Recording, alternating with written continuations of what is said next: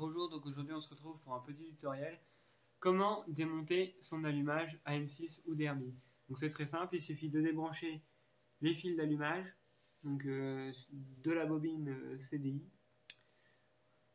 Bon, ne faites pas attention, là je remonte mon cylindre comme ça, c'est juste pour vous faire une petite aide pour situer l'allumage, quoi. Et pour situer où on met le bloc piston. Donc le bloc piston se met à la place de la bougie.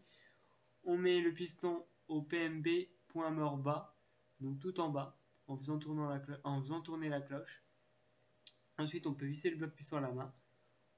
Une fois que le bloc piston est mis, on peut dévisser la cloche, donc avec une douille de 15 et un cliquet. Si on met un bloc piston, si on met pas de bloc piston, on prend une péteuse comme j'ai et on dévisse l'écrou, donc pas trop vite non plus parce que c'est du filetage assez fragile quand même. Voilà. Alors ensuite, on va venir taper sur la cloche pour qu'elle se décolle. Sinon, on peut acheter un arrache volant, mais moi j'en ai pas. J'utilise le marteau, ça marche très très bien. Donc, dans de trouver mon marteau. Voilà. Donc, moi j'ai une petite rondelle. Et la rondelle, elle bloque. Elle s'est un peu écrasée avec l'écrou, donc elle bloque entre l'axe du vilebrequin et puis la cloche. Donc, la cloche, c'est le stator. Le rotor, excusez-moi, parce que la cloche tourne. Donc, rotor, rotation. Donc voilà. Là, on voit avec les bobines oranges, c'est le stator. Donc des bobines de cuivre. Donc là, on va venir dévisser les 3 vis cruciformes pour enlever ce fameux stator, ce qu'on appelle l'allumage.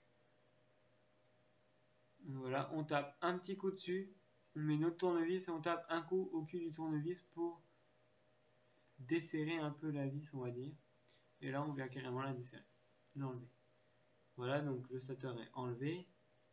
On fait bien attention au fil, à bien les refaire passer. Donc là, vous voyez que elle peut se mettre que dans un sens. Dans ce sens-là, ça marche pas du tout.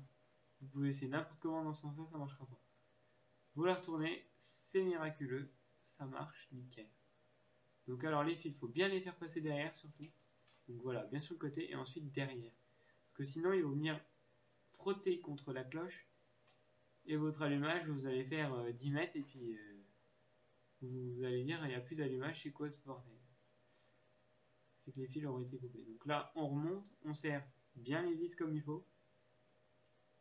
Il faut bien les serrer, sinon ça va se dévisser vite fait. On met notre petit caoutchouc qui protège de la poussière, de l'eau et qui tient les fils en même temps. C'est très important. Là, on va venir remettre la cloche d'embrayage, la cloche d'allumage. Excusez-moi, c'est tard, hein, je suis fatigué. Donc voilà. Donc là, il faut faire gaffe parce qu'il y a l'emplacement pour la clavette d'allumage. Bien la faire passer. De toute façon, vous allez voir, sinon ça accrochera pas, ça tournera moins vite. Donc là, voilà. La cloche tourne avec le vilebrequin. On peut remettre l'écrou. On reprend notre douille de 15 et hop, on revisse un coup et c'est bon. Voilà. Donc c'est aussi simple que ça. Maintenant, vous n'avez plus qu'à rebrancher votre CDI et c'est reparti. Ça, normalement, il y a de l'allumage si vous avez bien tout fait. Donc merci d'avoir regardé cette vidéo et à bientôt pour un nouveau tuto.